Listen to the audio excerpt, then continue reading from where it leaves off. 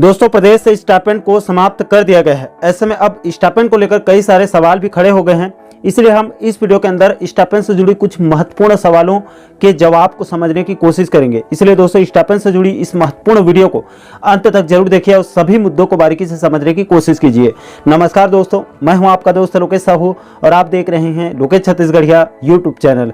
आप सभी साथियों का हमारे चैनल पर बहुत बहुत स्वागत है। दोस्तों, जैसे कि आप सभी साथियों को पता होगा कि कल 2 सितंबर 2023 को राज्य युवा मितान सम्मेलन में मुख्यमंत्री भूपेश बघेल जी ने कांग्रेस के बड़े नेता राहुल गांधी जी की उपस्थिति में प्रदेश से स्टाइपेंड को समाप्त करने का ऐलान कर दिया है, जिसको कल के इस वीडियो में आप लोगों को विस्तार पूर्वक बताया था। लेकिन दोस्तों, कल की इस वीडियो में इसी स्टाइपेंड और परिवीक्षा अवधि और इसके एरियाज को लेकर कई सारे सवाल जो है वो पूछे गए हैं, जिसमें से कुछ महत्वपूर्ण सवालों के जवाब को हम इस वीडियो में समझने की कोशिश करेंगे, जो एकदम यूनिक सवाल हैं। दोस्तों, इस वीडियो को बनाने से पहले छत्तीसगढ़ प्रदेश नियमित सर्व शिक्षक फेडरेशन के सक्रिय पदाधिकारी परवेज अली जी के साथ साथ एक दो और जानकारों से मेरी लंबी बात हुई है और उन्होंने जो जानकारी दी है उसके मुताबिक मैं आपको आगे आपके सवालों के जवाब को देने की कोशिश करूंगा। दोस्तों, कल के स्टाइपेंड वाले वीडियो में एक सवाल ये पूछा गया था कि क्या स्टाइपेंड सभी के लिए समाप्त किया गया है या फिर नई ज्वाइनिंग के लिए है, और क्या इसका एरियस मिलेगा या फिर नहीं, और क्या परिवीक्षा अवधि को भी 2 वर्ष किया जाएगा या फिर नहीं। दोस्तों, इसमें 2-3 सवाल हैं। तो देखिए दोस्तों, स्टाइपेंड को पुराने नए यानी कि 14,580 शिक्षक भर्ती और वर्तमान के 12,489 शिक्षक भर्ती के साथ साथ बाकी और अन्य सभी विभागों के लिए जहां जहां पर भी स्टाइपेंड को लागू किया गया है, सभी जगह से स्टाइपेंड को समाप्त कर दिया गया है। इसका लाभ नए पुराने सभी नवनियुक्त कर्मचारियों को मिलेगा। इसके अलावा जो 1.5-2 साल का वेतन 30% और 20% को काट दिया गया है, क्या उसका एरियस राशि मिलेगा? तो देखिए दोस्तों, भूपेश सरकार की आप चार चरित्र को तो पिछले 4 साल से आप देख ही रहे हैं, ना तो डीए का एरियस कर्मचारियों को मिला और ना ही डीआर का एरियस पेंशनर्स को मिला है। सभी एरियस को सरकार डकार चुकी है। ऐसे में स्टाइपेंड के एरियस राशि मिलना बहुत मुश्किल है। लेकिन दोस्तों, इंटरनल जानकारी मिली है कि अगर एरियस राशि को नहीं दिया गया तो नवनियुक्त कर्मचारियों के द्वारा कोर्ट का भी दरवाजा खटखटाया जा सकता है। अंदर खाने इसकी भी तैयारी चल रही है। इसके संबंध में अभी मैं आपको ज्यादा कुछ नहीं बता सकता। इसके अलावा दोस्तों, जो परिवीक्षा अवधि को लेकर पूछा जा रहा है कि क्या परिवीक्षा अवधि को भी पूर्व के भांति 2 वर्ष किया जाएगा या फिर नहीं। तो देखिए दोस्तों, ऐसा है कि सरकार कोरोना काल में सिर्फ अपने खर्चों को बचाने के लिए ही 3 साल के स्टाइपेंड नामक काला कानून लागू किया था। उसका मकसद परिवीक्षा अवधि को 3 साल करने का बिल्कुल नहीं था, क्योंकि किसी भी नवनियुक्त कर्मचारी के व्यवहार को समझने के लिए, उसके कामकाज को समझने के लिए 2 वर्ष की परिवीक्षा अवधि काफी है। लेकिन चूंकि सरकार को परिवीक्षा अवधि में ही स्टाइपेंड को लागू करना था, क्योंकि नियमित कर्मचारियों के ऊपर तो आप स्टाइपेंड लागू नहीं कर सकते, आप सिर्फ नवनियुक्त कर्मचारियों पर ही स्टाइपेंड को लागू कर सकते हैं, और वो भी सिर्फ परिवीक्षा अवधि में ही आप स्टाइपेंड को लागू कर सकते हैं। इसलिए सरकार को नवनियुक्त कर्मचारियों के लिए 3 साल का स्टाइपेंड लागू करना ही था। इसीलिए मजबूरी में ही सही उसको परिवीक्षा अवधि को भी 2 वर्ष से बढ़ाकर 3 वर्ष करना पड़ा है। अब आप टेक्निकली रूप से देखेंगे तो 3 साल का परिवीक्षा अवधि को स्टाइपेंड के साथ ही लाया गया था। इसलिए चूंकि कल सरकार ने स्टाइपेंड को समाप्त कर दिया है, ऐसे में टेक्निकली रूप से स्टाइपेंड के साथ साथ अब परिवीक्षा अवधि भी समाप्त हो चुकी है, यानी कि पूर्व के भांति सिर्फ 2 वर्ष की ही रह गई है। हालांकि दोस्तों, इसके लिए बहुत जल्द राजपत्र को संशोधित करके नया राजपत्र जारी किया जाएगा, उसी में ये स्पष्ट हो पाएगा। लेकिन अभी के अपडेट के मुताबिक स्टाइपेंड के साथ साथ परिवीक्षा अवधि को भी समाप्त करके सिर्फ 2 वर्ष का ही कर दिया गया है, या फिर कर दिया जाएगा, ये आप मानकर चलिए। इसके बाद दोस्तों, इसमें एक सवाल ये भी पूछा गया था, एक यूनिक सवाल, कि स्टाइपेंड समाप्ति का लाभ अनुकंपा नियुक्ति वाले नवनियुक्त कर्मचारियों को मिलेगा या फिर नहीं, क्योंकि अनुकंपा नियुक्ति वाले नवनियुक्त कर्मचारियों और शिक्षकों के लिए भी स्टाइपेंड को लागू किया गया था। तो देखिए दोस्तों, इसके लिए किसी भी अनुकंपा नियुक्ति वाले नवनियुक्त कर्मचारियों को डरने की जरूरत नहीं है। प्राप्त जानकारी के मुताबिक अनुकंपा नियुक्ति वाले नवनियुक्त कर्मचारियों और शिक्षकों को भी इस स्टाइपेंड समाप्ति का लाभ मिलेगा, यानी कि उनको भी 100% वेतन का लाभ दिया जाएगा।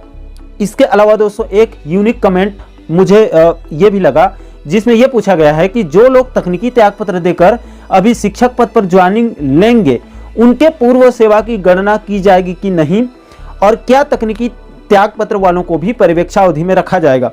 तो देखिए दोस्तों, इसका सिंपल सा जवाब है कि ऐसे कर्मचारी या शिक्षक जो पहले ही परिवीक्षा अवधि को पूरा कर लिया है और उसके बाद ही वो तकनीकी त्यागपत्र देकर निम्न से उच्च पद में गया है, तो उसको कोई दिक्कत नहीं है। उसको और परिवेक्षा अवधि में नहीं रखा जाएगा और उसके पूर्व सेवा की भी बराबर गणना होगी और उसको वेतन संरक्षण के तहत अधिकतम वेतन का लाभ दिया जाएगा। लेकिन जिसने पुराने पद में अपनी परिवेक्षा अवधि को पूरा नहीं किया है और परिवेक्षा अवधि में रहते हुए तकनीकी त्याग पत्र देकर निम्न से उच्च पद में जाता है तो उसको फिर से नए पद में परिवेक्षा अवधि को पूरा करना पड़ेगा और इस स्थिति में उसकी पुरानी सेवा की गणना भी नहीं होगी, क्योंकि वो अब नए कर्मचारी की श्रेणी में आएगा, इसलिए उसकी फिर से शुरू से सेवा की गणना किया जाएगा जब से उसकी परिवेक्षा अवधि फिर से शुरू होगी तब से। इसके अलावा दोस्तों एक और कमेंट मुझे बड़ा यूनिक लगा और इसको लेकर अभी प्रदेश में बहुत ज्यादा भ्रम की स्थिति भी निर्मित हो गई है। दोस्तों इसमें पूछा जा रहा है कि जो पुराने 14,580 शिक्षक भर्ती में नियुक्त शिक्षक जिनकी 2 वर्ष की परिवेक्षा अवधि पूरी हो गई है और अभी के 12,489 शिक्षक भर्ती में चयनित शिक्षकों का दोनों का सैलरी तो स्टाइपेंड समाप्त होने के बाद बराबर हो जाएगा।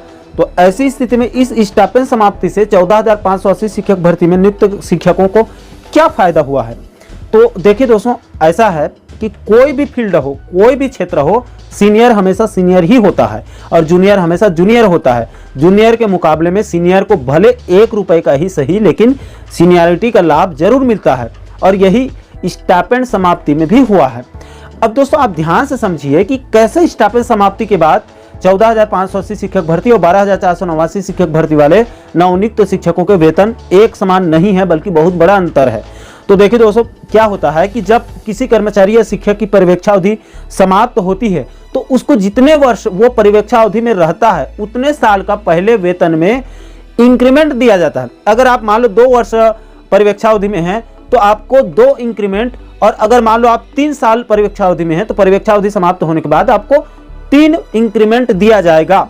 और यहाँ पर चूंकि 14,580 शिक्षक भर्ती वाले 3 वर्ष का परिवेक्षा अवधि उनका नियम था, लेकिन अभी उनका सिर्फ 2 साल पूरा हुआ है या दूसरा साल रनिंग है और उससे पहले ही स्टाइपेंड को समाप्त कर दिया गया है। तो ऐसे में आप मानकर चलिए कि अब परिवेक्षा अवधि को भी 2 वर्ष कर दिया जाएगा। ऐसे में उनके वेतन में अब 2 इंक्रीमेंट जुड़ना तय है। और मैं आपकी जानकारी के लिए यह भी बता दूं कि 1 इंक्रीमेंट बेसिक सैलरी का 3% दिया जाता है, तो 2 साल का इंक्रीमेंट 6% हो जाएगा, यानी कि 2019 शिक्षक भर्ती वालों के सैलरी में 6% इंक्रीमेंट अभी 2023 में ही हो जाएगा। ऐसे में उनके सैलरी में बम्पर उछाल हो जाएगा।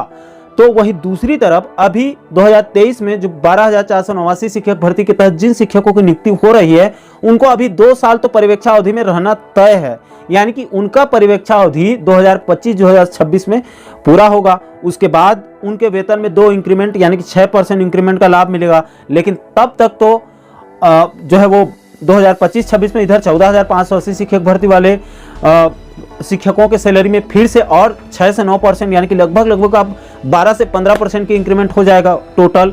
और ये इसी प्रकार तू आगे आगे और मेरे पीछे पीछे वाला कहानी इनका हमेशा चलता रहेगा। और अभी छोड़िए, कभी भी 14,580 शिक्षक भर्ती और 12,489 शिक्षक भर्ती की सैलरी जीवन में कभी एक समान नहीं होगी, बल्कि ऊपर नीचे ही हमेशा रहेगी, क्योंकि इनकी नियुक्ति जो है वो अलग अलग टाइमिंग में हुई है। 2-2, 3-3 साल का अंतर है। क्यों इसी को मैं आपको बता रहा हूं दोस्तों, क्योंकि सीनियर हमेशा सीनियर ही होता है और जूनियर हमेशा जूनियर ही होता है। तो दोस्तों, स्टाइपेंड समाप्ति के बाद यही कुछ महत्वपूर्ण सवाल थे जिसका जवाब आप लोगों को वीडियो के माध्यम से देना बहुत जरूरी था। आप लोगों के जिज्ञासा को शांत करना बहुत जरूरी था। इसके अलावा दोस्तों, मैं आपको इसी स्टाइपेंड से जुड़ी एक और महत्वपूर्ण जानकारी दे दूं कि 1 जुलाई 2023 से जो 42% डीए वृद्धि किया गया है उसमें स्टाइपेंड के तहत सहायक शिक्षक और व्याख्याता साथियों को कितना कितना वेतन मिलेगा और कितना कितना कटेगा, इसकी संपूर्ण जानकारी इस चार्ट में बताई गई है। दोस्तों, इस चार्ट को आप लोगों को विस्तारपूर्वक इसलिए नहीं बता रहा हूं क्योंकि वीडियो पहले से ही ऑलरेडी काफ़ी लंबा हो चुका है। ऐसे में इसको और बारीकी से समझाने लगा तो वीडियो और ज़्यादा लंबा हो जाएगा, आप लोगों का और ज़्यादा बहुत ज़्यादा समय चला जाएगा। इसलिए इस चार्ट को हमारे टेलीग्राम चैनल पर अपलोड कर देंगे, आप चाहें तो आप वहां से डाउनलोड करके बारीकी से आप अध्ययन कर सकते हैं। इसके अलावा दोस्तों, मैं जाते जाते फिर से एक बात साफ कर देना चाहता हूं कि परिवेक्षा अवधि को लेकर बहुत हद तक स्थिति साफ हो चुकी है कि स्टाइपेंड समाप्ति के बाद परिवेक्षा अवधि को भी पूर्व की भांति 2 वर्ष कर दिया जाएगा। और अब तक काटी गई राशि को एरियर्स के रूप में मिलेगा या फिर नहीं, ये सरकार की इच्छा शक्ति के ऊपर निर्भर करता है। बाकी छत्तीसगढ़ प्रदेश नियमित सर्व शिक्षक फेडरेशन के पदाधिकारियों का कहना है कि एरियर्स राशि को लेकर उनका संघर्ष जारी रहेगा और जरूरत पड़ी तो वो लोग कोर्ट का भी दरवाजा खटखटा सकते हैं। तो आशा करता हूं दोस्तों कि आप इस वीडियो के माध्यम से स्टाइपेंड से जुड़ी सभी सवालों के जवाब को आप अच्छे से समझ गए होंगे। दोस्तों, इस मुद्दे पर आपकी क्या राय है, या फिर अभी भी आपके और कोई सवाल रह गए हैं तो भी आप नीचे कमेंट सेक्शन में अपनी प्रतिक्रिया, अपना फीडबैक आप जरूर दीजिएगा। और दोस्तों, आप आगे भी स्टाइपेंड के साथ साथ और भी अन्य महत्वपूर्ण मुद्दों पर वीडियो देखना चाहते हैं तो हमारे चैनल को आप सब्सक्राइब जरूर कर लीजिएगा, ताकि आने वाले सभी नए वीडियो का नोटिफिकेशन आप लोगों तक तुरंत पहुंच सके। दोस्तों, अभी के लिए फिलहाल इस वीडियो में इतना ही। मुझे दीजिए इजाजत। मैं मिलता हूं आपसे एक और महत्वपूर्ण मुद्दे के साथ, महत्वपूर्ण टॉपिक के साथ। तब तक के लिए जय हिंद, जय छत्तीसगढ़।